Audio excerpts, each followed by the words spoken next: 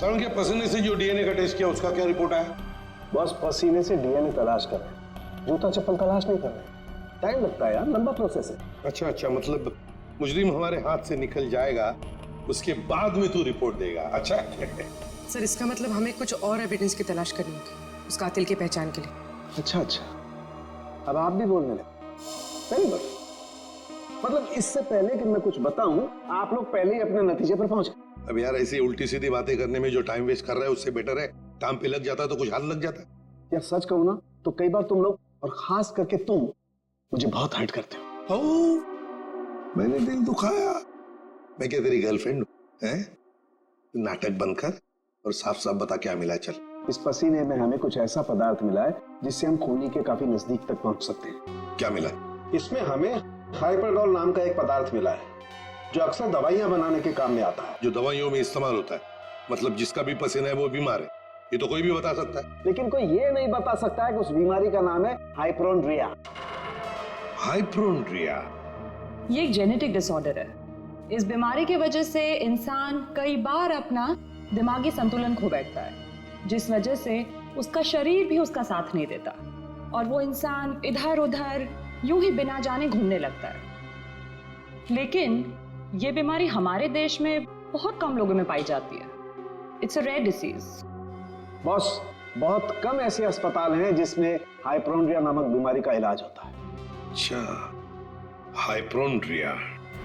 सचिन, ढूंढो सारे हॉस्पिटल्स जहां पर इस बीमारी का इलाज होता है और वहां से उनके पेशेंट्स की लिस्ट भी लेकर आओ। हमें जिसका इंतजार है वो उन्हीं लिस्ट में से कोई एक है, उन्हीं पेशेंट्स में से कोई एक। जैसे सर इसकी घड़ी भी लगभग, ये देखिए, लगभग 8 घंटे पहले ही बंद हुई है और टूट भी चुकी है। तो हाँ, इसका मतलब तो ये हुआ तारेका कि यह आदमी 8 घंटे पहले कहीं गिरा था या किसी ने इसे गिराया और उसी दौरान इसकी सांसें भी बंद हो गई और इसकी घड़ी भी बंद हो गई। अच्छा, एक काम करते हैं, हरीश के कपड़ों का लिमोनॉल टेस्ट करते हैं, शायद कुछ ब्लड स्ट्रेन मिल जाए।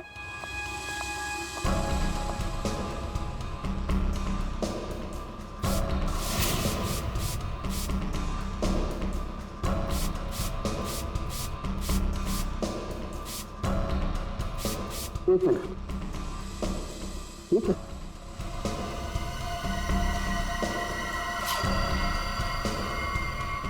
Secret pocket. Secret pocket? अच्छा, चलो इसको टेस्ट करो।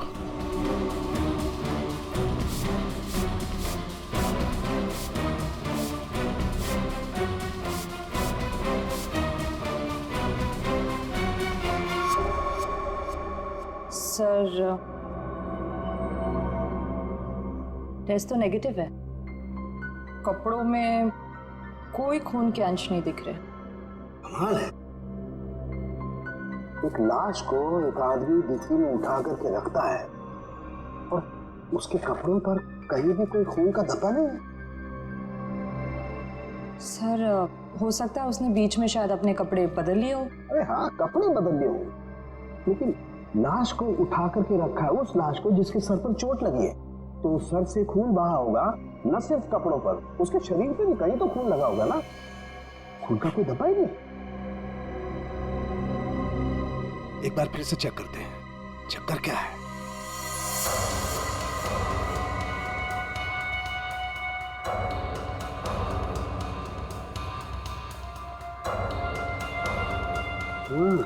अरे क्या इसके नाखूनों में कुछ है? एक मिनट,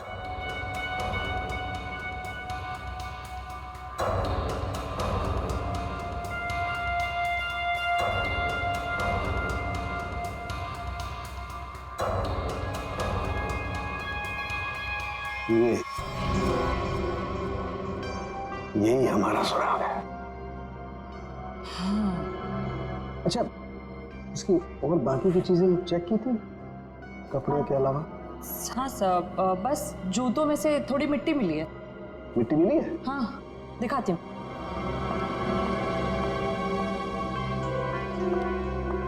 ये देखिए। अरे का काम करो, इस मिट्टी को चेक करो, पता लगेगा ये कहाँ की कौन से एरिया की मिट्टी है। सर मैं बीवी बच्चों की कसम खा के कह रहा हूँ सर, मैंने कुछ नहीं किया। ये अपने बीवी बच्चों की कसम झूठी खा सकता है, मगर अपनी नहीं। इसे अपनी कसम खिलवाते तभी। मैंने क्या कर रहे हो तुम? कसम कोई गोलगप्पे है जो बार बार खिलाओगे इसे? हाँ, बॉस जो कुछ कह रहा है सही कह रहा है। तेरे कहने का मतलब है साळुंखे कि खून इसने नहीं किया है? बस फॉरेंसिक साइंस के हिसाब से हमें इसके कपड़ों पर और इसके शरीर पर खून के जरा भी ट्रेसेस नहीं मिले। मतलब साफ है, ये लाश के पास गया ही नहीं। सर मैं कह रहा था ना कि आप लोगों को गलतफहमी हुई है। सब सच में मैंने कुछ भी नहीं किया है। एक मिनट, क्या हुआ साळुंखे? बस ये देखो, यहां पर से पेंट खुरचा गया है और यही पेंट मुझे लाश के नाखूनों में मिला है। तो इसका मतलब है ये आदमी गाड़ी के डिक्की में रखने से पहले जिंदा था, जान थी उसमें। डिक्की में रखने के बाद अपनी जान बचाने के लिए बाहर निकलने के लिए हाथ पैर झाड़े होंगे, तब वो खरोंचे आ गई। सर मैं सच कह रहा हूँ सर, चाहे आप मुझे फांसी पर चढ़ाते लेकिन मैं मरते दम तक यही कहता रहूंगा सर। सर मैंने कुछ भी नहीं किया सर, कुछ नहीं किया सर। सचिन ले जाओ इसे। सर पूर्वी, मरने वाले आदमी के बारे में क्या पता चला? सर कुछ नहीं। उसकी जेब में से जो फोन मिल रहा उससे तो कुछ पता चला होगा। फोन बुक खाली है सर, कुछ भी नहीं है उसमें। सर इसके कॉल रिकॉर्ड की लिस्ट मंगवाई है। गुड, उससे पता चल जाएगा कि आदमी कहां कहां गया था, किस किस नंबर पर फोन किया था, सब कुछ पता चल जाएगा। सर जूतों में मिली मिट्टी की रिपोर्ट आ गई है। अच्छा, तो क्या कहती है रिपोर्ट? पायरंथ्रम के अंश मिले मिट्टी में से। What? मिट्टी में से पायरंथ्रम के अंश मिले? पायरंथ्रम? पायरंथ्रम तो एक पेस्टिसाइड होता है जो अक्सर लोग गार्डन में पौधों को सड़ने से बचाने के लिए इस्तेमाल करते हैं या फिर छोटे मोटे कीड़े मकोड़ों को मारने के लिए इस्तेमाल करते हैं। तारिका, सर उस हरीश की रिपोर्ट भी आ गई है। अच्छा, गुड गुड। दिखाती हूँ। क्या बोलती है रिपोर्ट? विश्वास नहीं होगा आपको।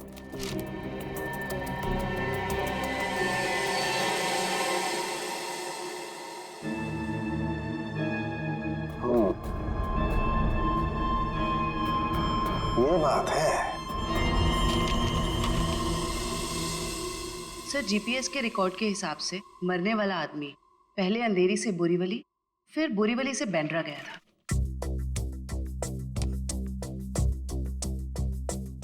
अंधेरी से ये गया बोरीवली और फिर बोरीवली से आया बैंड्रा। इस आदमी की मौत 8 घंटे पहले हुई है। 8 घंटे पहले तो जीपीएस से पता चल सकता है कि मरने से पहले आखिरी बार वो कहां पर था। बस जरा रिपोर्ट देखो।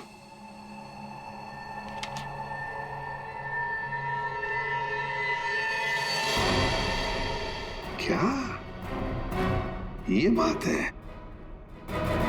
फ्रेडी, ले आओ इसे बाहर।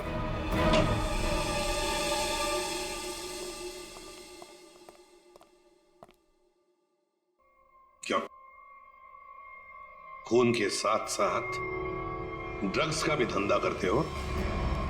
ड्रग्स? हाँ ड्रग्स। तुम्हारे कपड़ों में से अंश मिले हमें ड्रग्स के। सर मैं पैसों के लिए ड्रग्स सप्लाई करता हूँ लेकिन मैं कातिल नहीं हूँ सर, मैं सच कह रहा हूँ। आज 8 घंटे पहले कहाँ थे तुम? सर 8 घंटे पहले मैं सेंटा क्रूज में था सर, वहां से मुझे दादर माल सप्लाई करना था। बस सर मैं दादर आया और वहीं पे गाड़ी पार्क की। तुम किसके लिए काम करते हो? उसका नाम नहीं पता सर। सर एक आदमी मुझे पैसे और माल देता था, बस मैं उस माल को डिलीवर करता था सब। सचिन, नारकोटिक्स डिपार्टमेंट को सारी इंफॉर्मेशन दे दो, इसने जो भी कहा है वो। बस मरने वाले के बारे में एक और खास जानकारी मिली है। वो क्या? उसके जूतों में मुझे मिट्टी मिली है और उस मिट्टी से ये पता चलता है कि आखिरी बार वो किसी गार्डन में गया था। पूरी काम करो, जीपीएस से पता लगाओ आखिरी बार वो आदमी गया कहाँ था और क्या उस जगह के आसपास कोई गार्डन है क्या। अच्छा।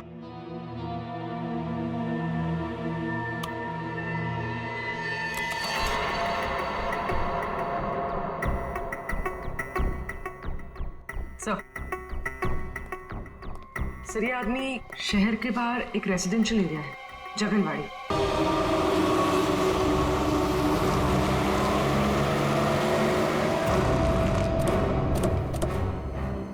सर जीपीएस के हिसाब से ये वही जगह है जिसे हम ढूंढ रहे हैं।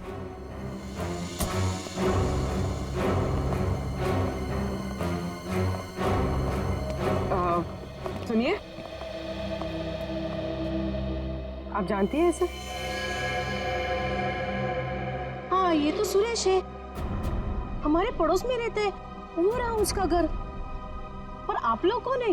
देखिए हम लोग सीआईडी से हैं। बात यह है कि हमें सुरेश की लाश मिली है, मौत हुई है उसकी। बड़ा अच्छा आदमी था, इतने बड़े घर में अकेले रहता था, बड़ा मेहनती था और अपना बिजनेस अच्छे से संभालता था। ऐसी कोई और बात आप बता सकते हैं जिससे हम उसके बारे में कुछ और जान सकें? हाँ, वो विदेश यात्रा के लिए निकल जाया करता था और महीने के 15-20 दिन गायब रहता था। चलो उसका घर चेक करते हैं।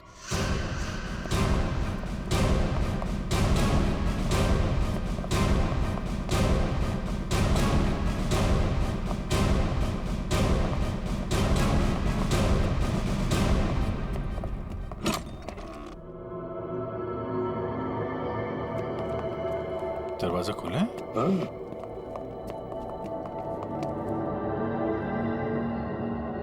सामान तो पूरा बिखरा हुआ है। लगता है कुछ ढूंढने की कोशिश की गई है। सर शायद खून ही होगा जिसे सुरेश से कुछ चाहिए होगा। और सुरेश ने देने से इनकार कर दिया। और नहीं मिला तो उसने शायद सुरेश को मार डाला। अच्छी तरह से घर की तलाशी लो, देखो कुछ मिलता है क्या।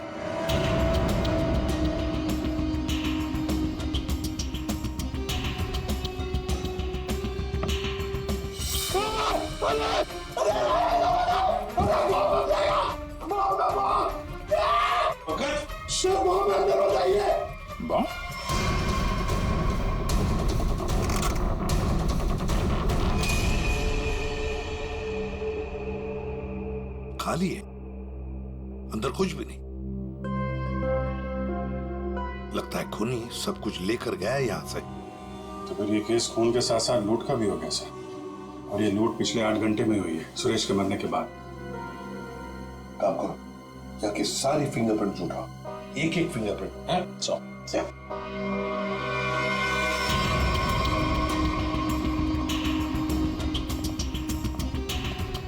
क्या आप बता सकती हैं पिछले 8 घंटों में घर में कोई आया था या घर से कोई बाहर गया था? मैंने किसी को आते जाते तो नहीं देखा।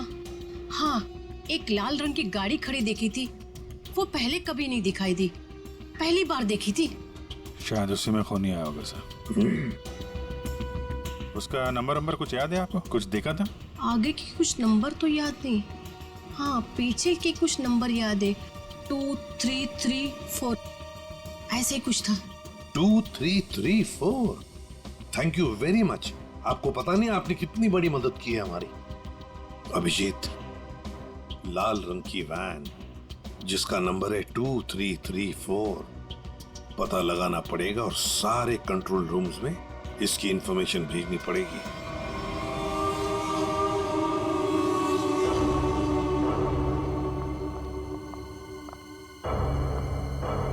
Yes ma'am.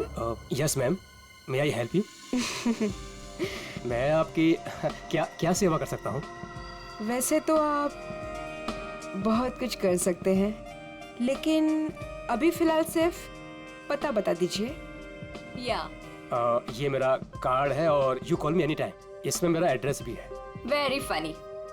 हमें आपका पता नहीं, हमें मिस्टर विनोद का पता चाहिए। किस रूम में है वो? एक्चुअली मिस्टर विनोद ना। एक्सक्यूज मी, घबराइए मत। एक्चुअली मिस्टर विनोद ने ही हमें यहाँ बुलाया है। सॉरी, मुझे आपकी बात पर पूरा भरोसा है, लेकिन मुझे मिस्टर विनोद से एक बार पूछना पड़ेगा क्योंकि वो हमारे स्पेशल गेस्ट हैं। सरिता, मिस्टर विनोद से कहिए कि उनसे बहुत खूबसूरत लड़कियां मिलने आई हैं। Yes sir.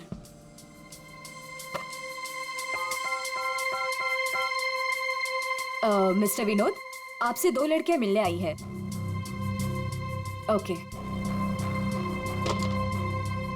जाइए आप, आपको मिस्टर विनोद ने बुलाया है। Room number 305।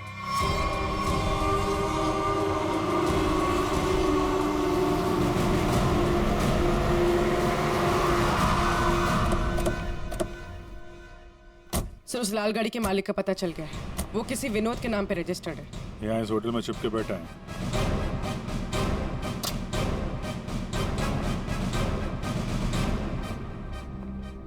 Yes sir. भाई साहब, आपके यहाँ कोई विनोद नाम का आदमी ठहरा है क्या? सॉरी सर, हम अपने रिस्पेक्टेड गेस्ट के बारे में कुछ नहीं बता सकते। नहीं देते ये अच्छी बात है, लेकिन हम लोग सीआईडी से हैं। सीआईडी से?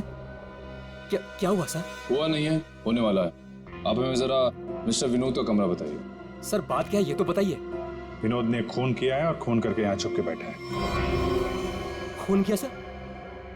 सर वो खूबसूरत लड़की को क्या होगा जो अभी अभी ऊपर गई हैं? कौन सी खूबसूरत लड़कियां? सर अभी 2 लड़की आई थी, वो अभी अभी ऊपर गई हैं। अब जरा कमरा दिखाइए उसका। सर ये वाला रूम।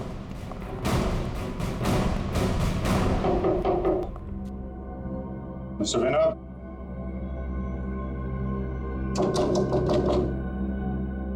दरवाजा खोलिए।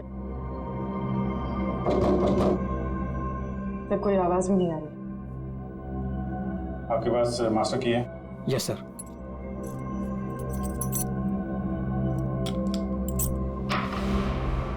विनोद,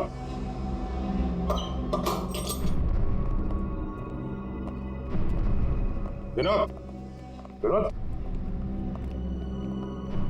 विनोद।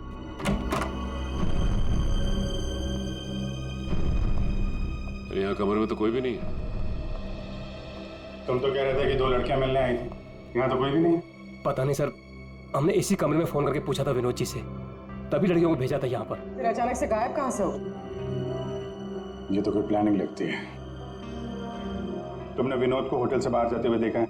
नहीं सर, मैं पूरे टाइम रिसेप्शन पर था और मैंने जाते हुए उन्हें नहीं देखा। अच्छी तरीके से चेक करो कमरे को, कोई ना कोई सुराग तो छोड़ा होगा उसने।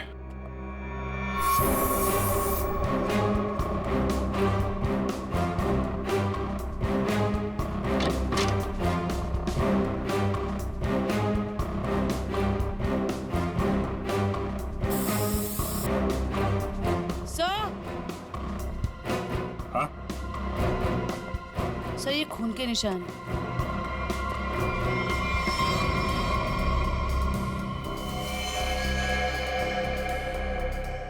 यहाँ पे कुछ हुआ है? सर, कहीं विनोद ने उन दोनों लड़कियों को मार के उनकी लाश को होटल में कहीं छुपा दिया हो और मौका देख के यहाँ से भाग गया हो।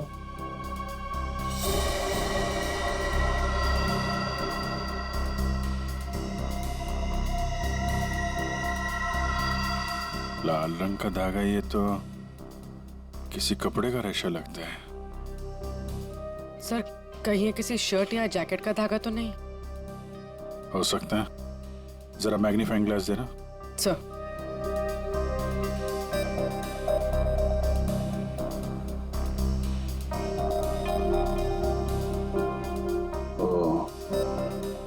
इस पे भी खून लगा हुआ है।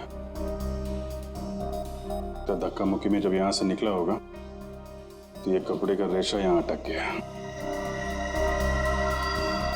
मैं सब एक बात बताओ, ये जो लड़कियां आई थी उनमें से किसी ने लाल रंग का कुछ पहना हुआ था क्या? हाँ सर, एक लड़की ने लाल रंग का ड्रेस पहन रखा था। ये तो उस लड़की की ड्रेस का धागा ही है। और इन दोनों लड़कियों को रिसेप्शन पे तो किसी ने देखा नहीं जाते हुए। इसका मतलब हो सकता है ये होटल में ही हो दोनों। ठीक है, पूरा होटल छान मारा। तो ये जो लॉबी में सीसीटीवी कैमरा लगा है ना, उसकी फुटेज चेक करो। अगर वो लोग होटल से बाहर गए होंगे, लॉबी से होकर ही जाएंगे।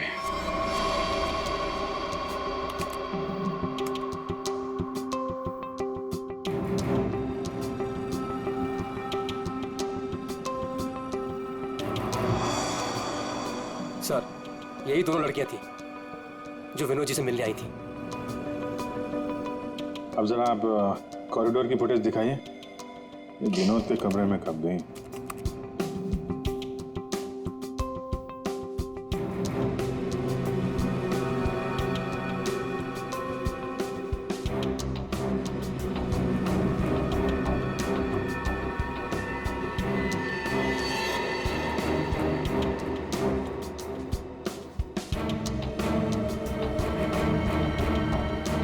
ये लोग अंदर तो नहीं थी। सर फॉरवर्ड करो, बाहर कब आई?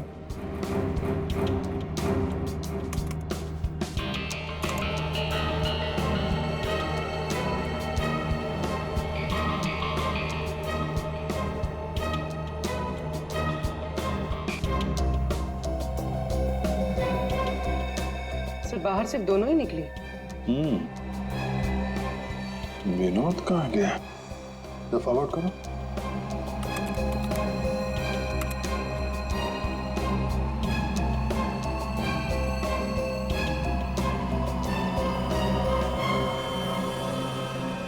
तो विनोद कहाँ गया?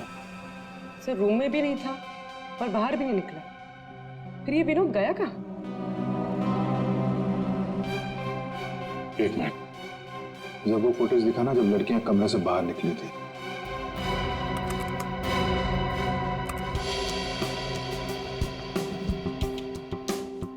स्टॉप। सूटकेस देखा? अब जरा वो फुटेज दिखाना जब ये अंदर गई थी।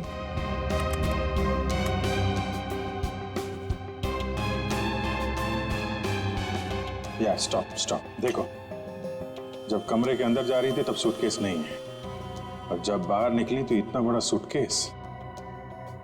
कहीं ये विनोद सूटकेस के अंदर तो नहीं? सूटकेस में विनोद? हाँ, मार के अंदर डाल दिया हो। अब जरा एग्जिट की फुटेज दिखाइए। इन दोनों लड़कियों ने होटल कब छोड़ा? सर ये तो एक ही औरत बाहर जाते हुए दिख रही है, दूसरी औरत कहाँ गई? दूसरी कहाँ है? फॉरवर्ड करो।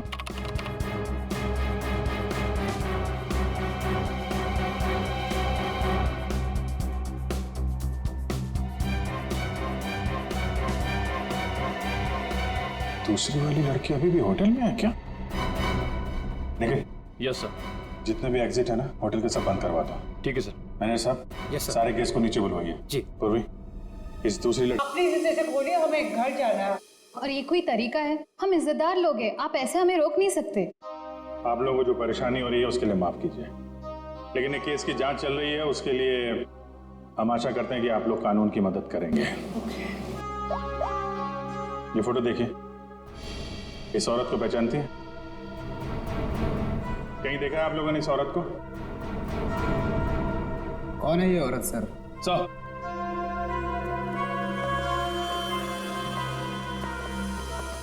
सर पूरा होटल सील कर दिया, अभी यहाँ से कोई बाहर नहीं जा सकता। साथ ही साथ उस लड़की के बारे में पूरी छानबीन की, लेकिन कुछ पता नहीं चला उसके बारे में। लड़की अगर मिली नहीं है तो फिर यहीं कहीं होगी। मैनेजर साहब, कोई और दरवाजा है जहां से होटल से बाहर जा सकते हैं? सर यहाँ पे कोई खुफिया रास्ता तो नहीं है, लेकिन पार्टी हॉल में एक दरवाजा है जहां से बाहर जा सकते हैं। लेकिन वहां पर तो पार्टी चल रही थी। अरे पार्टी चल रही थी, बाहर तो जा सकते हैं ना। तुम फोटोग्राफर इधर आओ। यस। तुम पार्टी में थे? हाँ सर। फोटो खींची? यस। कैमरा दो।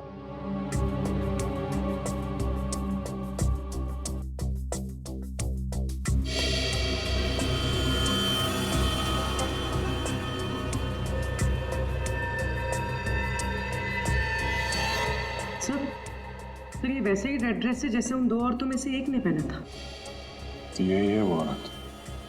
ये किसी आदमी से बात कर रही है?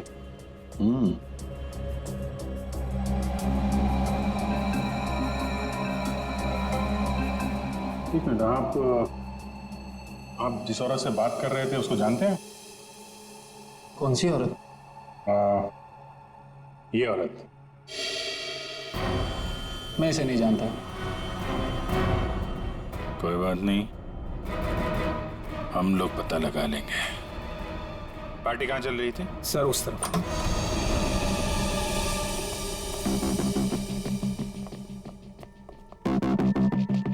सर फोटो के हिसाब से उस औरत ने वहां कहीं हाथ रखा है।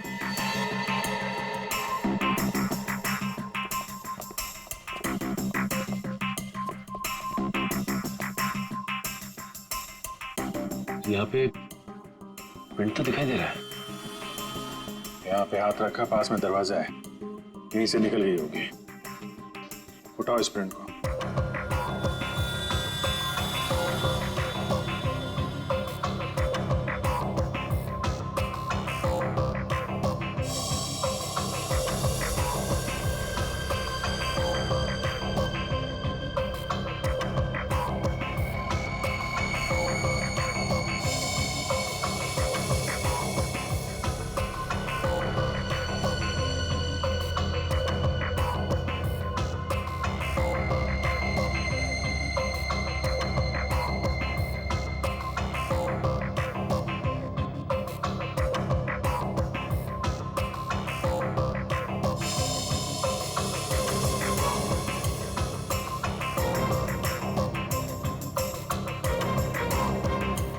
सर एक बात गौर किया आपने, ये जो उंगलियों का ये ऊपर का हिस्सा है उसकी रेखाएं काफी मोटी है, जबकि औरतों के उंगली के इस हिस्से की रेखाएं बड़ी बारीक होती। इसमें ऐसा नहीं है। ये रेखाएं तो मोटी है, मतलब मर्द की रेखाएं। लेकिन ये जो रेखाओं के हिसाब से जिसे हम ढूंढ रहे हैं, फिर तो वो कोई औरत नहीं है, कोई मर्द है। सर कैसी बात कर रहे हैं सर? मैंने उन दोनों को नजदीक से देखा था और बड़े गौर से देखा था। वो दोनों लड़कियां थी। मेरे साहब, साइंस और टेक्नोलॉजी झूठ नहीं हो सकती है। वो जो दूसरी औरत आपके होटल में आई थी वो एक मर्द है। सर शायद इसलिए हमारे डेटाबेस में उस लड़की की कोई पहचान नहीं मिली। लेकिन इस फिंगरप्रिंट से उस मर्द की पहचान हो सकती है। जयवंती, ये फिंगरप्रिंट्स डॉक्टर सालुंके की लैब में भेजो। Yes sir. इसमें पसीने के डीएनए भी होंगे, उससे उस आदमी के बारे में सारी जानकारी मिल सकती है।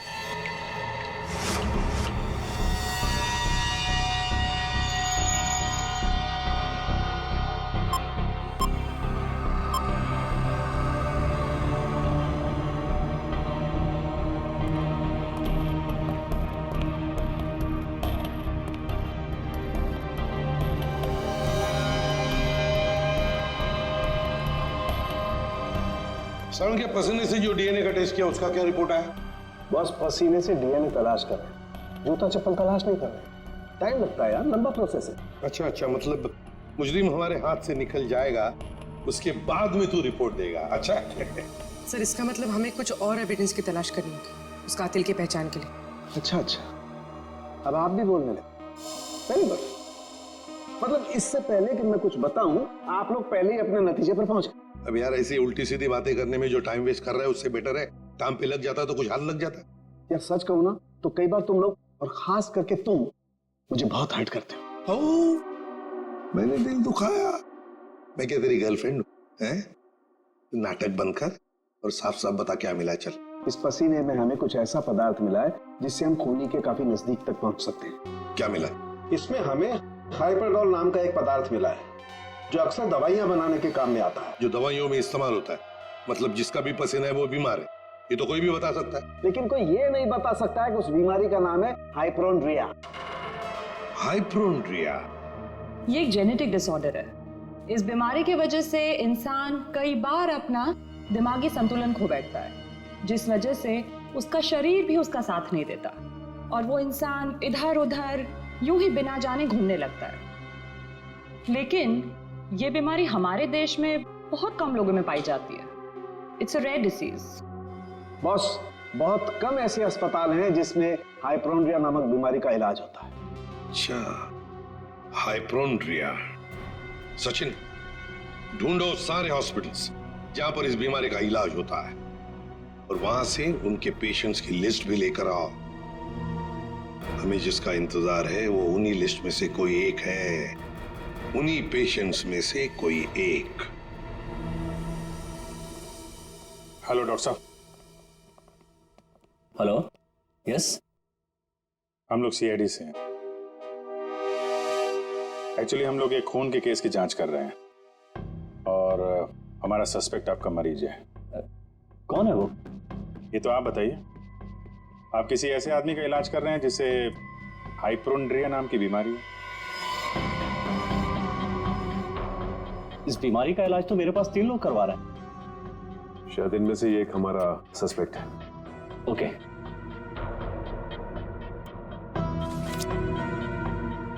ये रही वो file. Thank you doctor.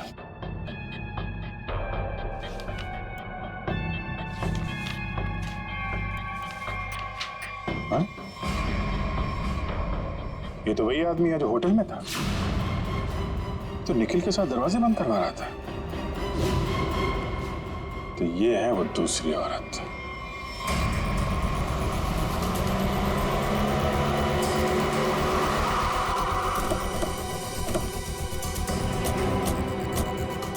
Excuse me manager साहब, वो वेटर कहाँ जो निखिल के साथ दरवाजा बंद करने गया था? क्यों सर, क्या हुआ? सवाल मत करो, जवाब दो, मेरे पास टाइम बहुत कम है। सर वो तो घर चला गया, उसकी शिफ्ट खत्म हो गई थी ना। वो वैसे रेस्ट रूम में रहता था, आज वो जल्दी चला गया, कुछ हड़बड़ी में था सर। मुझे मालूम है क्यों हड़बड़ी में था वो रेस्ट रूम कहाँ है? सर होटल के पीछे। जयवंत, निखिल जरा देखो रेस्ट रूम में जो मिलता है लेके आओ।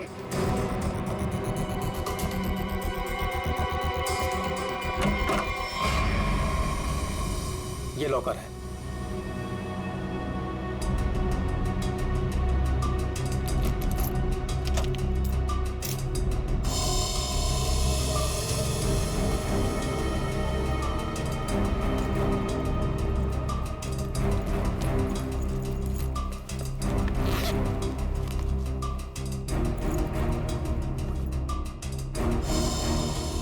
काफी चालाक है, फोन इसमें रख के गया ताकि हम उसे ट्रेस न कर सके। सर ये बैग और ये मोबाइल फोन मिला है। बैग में और कुछ है? नहीं सर। लगता है वेटर बड़ी जल्दी में था, अपना सारा सामान यही भूल के चला गया। फोन लॉक है, इस फोन को अनलॉक।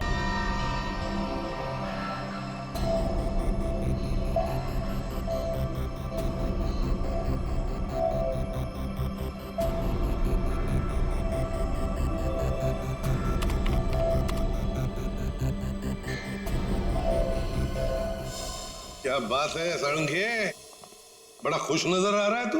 बस इंसान को हमेशा खुश रहना चाहिए, मुस्कुराते हुए रहना चाहिए, इससे क्या बीपी कंट्रोल में रहता है, चेहरे पर झुर्रियां जरा कम आती है। अच्छा अच्छा हैंडसम, फोन से क्या पता चला, बता जल्दी। कोई फोटोज नहीं, कोई मैसेजेस नहीं, सिर्फ एक कॉल रिकॉर्डिंग मिली है इस फोन में से। Recorded call? तो फिर सुनते ना। हाँ सर, सुनाती। हाँ। अच्छा बस, ये हमें होटल में से जो वेटर का बैग मिला था, इस पे मुझे ये काई मिली, एल्गी, जिसे सीवीड कहते हैं, वो। सीवीड, समुद्री काई? सर हाँ। यस।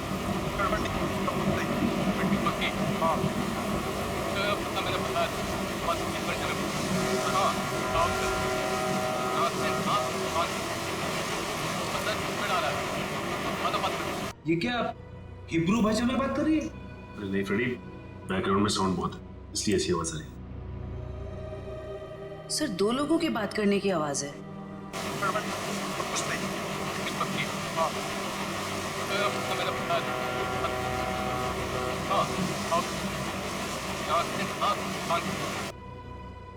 तारिका, जरा और क्लियर कर सकती हो क्या आवाज? हाँ सर।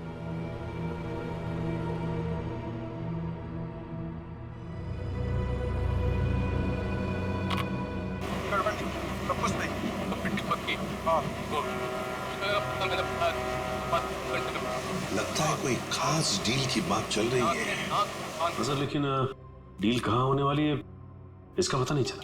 पता चल सकता है सचिन, अगर आवाजें साफ सुनाई पड़े तो। सर इसके लिए हमें इस टेप को आईटी डिपार्टमेंट भेजना पड़ेगा ताकि वो साउंड्स को अल्ट्रा फिल्टर करके ह्यूमन वॉइस को एक्सट्रैक्ट कर सकते हैं। नहीं, हमारे पास वक्त नहीं है। एक काम करो, जरा फिर से सुना। हाँ सुना फिर से।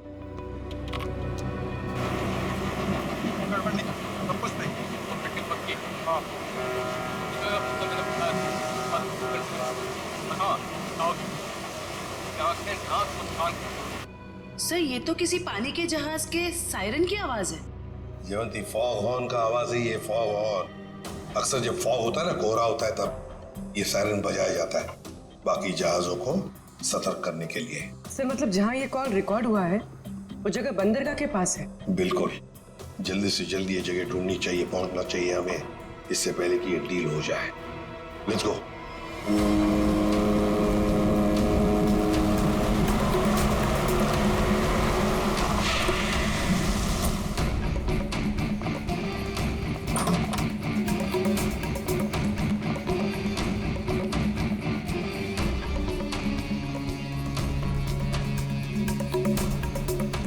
Welcome welcome welcome. कहाँ है तुम्हारा बॉस? बॉस यहाँ है। मिस्टर विनोद से कहिए कि उनसे बहुत खूबसूरत लड़कियां मिलने आई हैं। हाँ ठीक है, उन्हें मेरे रूम में भेज दो। खुशामदीद, आइए। वादे के अनुसार मैंने आप लोगों को हीरो के सैंपल्स तो भेज ही दिया था, आप लोगों ने देख भी लिया होगा। हाँ, पर हमें डीलिंग के लिए पार्टी में मिलना था, वो वादा तो आपने पूरा नहीं किया। क्या होता है ना, कभी कभी एक वादा पूरा करने के लिए बाकी कई वादे तोड़ने पड़ते हैं, और मैंने भी वही किया। खैर, हमें तो अपने हीरो से मतलब है और वो हमें आपसे मिले तो हमें कोई परेशानी नहीं।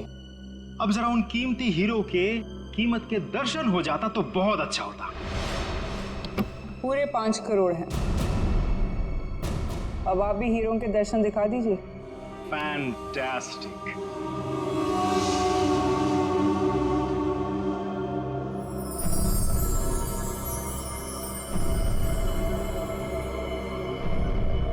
Thank you very much. आप लोगों के साथ बिजनेस करके मुझे बहुत अच्छा लगा।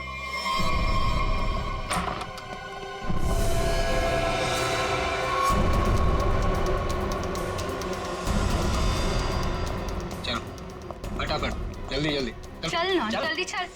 तुम लोग? हाँ, चल सेवा करने के लिए आए हैं। चल, जल्दी चल। हाथ ऊपर, हाथ ऊपर। चल। देखो, ये तुम लोग अच्छा नहीं कर रहे हो, ये अंजाम बहुत बुरा होगा, मैं बता रहा हूँ। तेरे बुरे अंजाम का तो फैसला उसी समय हो गया था जब तू हम लोगों को धोखा देकर हीरे चुरा कर भागा था।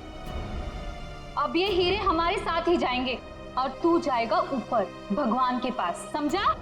देखो, ये सही नहीं हो रहा है। मैं तुम्हारा दोस्त हूँ ना। दोस्त? डंक मारने वाला दोस्त? तूने क्या सोचा हमें भी सीआईडी की तरह धोखा देगा? नहीं, कभी नहीं होगा ऐसा।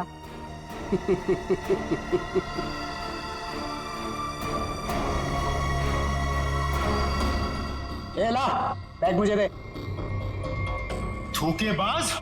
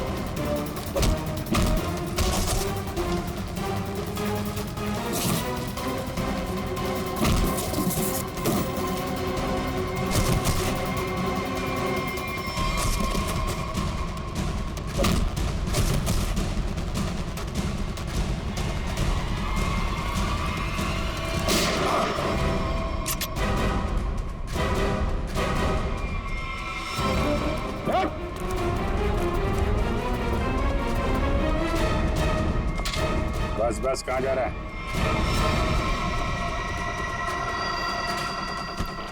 बहुत होशियार समझता है।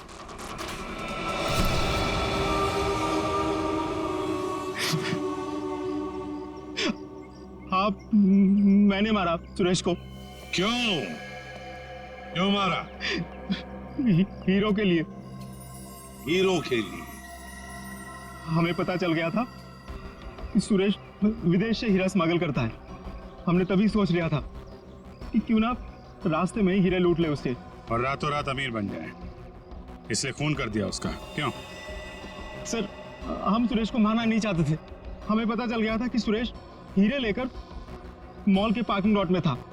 हम बस उससे हीरे छीनकर वहां से चले जाना चाहते थे, पर सुरेश ने हीरा अपने घर पे छुपा के रखा था। तुमने उसके घर की चाबी छीनने की कोशिश की, लेकिन सुरेश ने आसानी से तुम्हें चाबी नहीं दी। मजबूरन उसे मारना पड़ा सर। फिर सुरेश की लाश तुमने हरीश की गाड़ी की डिक्की में डाल दी। उस वक्त हरीश मॉल में गया था ड्रग्स का डील करने के लिए, है ना? और फिर हम सुरेश के घर पे चले गए, वहां से हीरे लिए और अलग अलग हो गए ताकि हम पे किसी को शक ना हो। पर दूसरों को धोखा देने वाले खुद धोखे में आ गए। वो हीरे नकली थे। क्यों? और असली धोखेबाज तो विनोद था, जिसने असली हीरे अपने पास रख के नकली हीरे हम लोगों को थमा दिए। तो तुमने सोचा कि विनोद के मार का बदला भी पूरा हो जाएगा और हीरे भी मिल जाएंगे, है ना? हमें पता चल गया कि ये हीरो का सौदा होटल में करने वाला है। पर विनोद को पता चल गया कि उसके पीछे सिर्फ तुम ही नहीं, हम भी पीछे पड़े थे। और इसीलिए मुझे अपना प्लान बदलना पड़ा।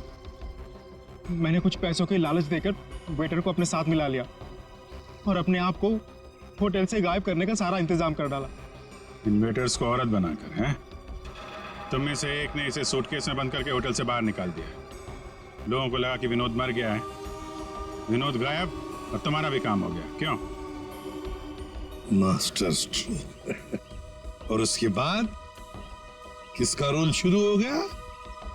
वेटर का। हाँ, विनोद के बाद हीरो का सौदा मैंने ही किया क्लाइंट के साथ। पर हमें विनोद की चाल का पूरा अंदाजा था, इसलिए हमने कभी यकीन नहीं किया कि विनोद मर चुका है। हम विनोद के क्लाइंट को पहचानते थे। जब हमने वेटर को क्लाइंट के साथ देखा तब हम पहचान गए थे कि विनोद ने उसे अपने काम के लिए रखा। तो हमने इसे पैसे दिए और इसने हमें विनोद का लोकेशन बताया। विनोद, अपने दोस्तों के साथ प्लान बनाकर तुमने हीरे लूटे और फिर लालच में आ गए। तुमने सोचा क्यों न सारे हीरे मैं अपने आप के लिए रख लूं। इसलिए उन्हीं दोस्तों के साथ तुमने धोखा किया, गद्दारी की। असली हीरो की जगह नकली हीरे दे दिए उन्हें। इस सारे चक्कर में तुमने एक खून भी किया, सुरेश का खून। कानून तो तुम्हें कड़ी से कड़ी सजा देगा, शायद फांसी होगी तुम्हें।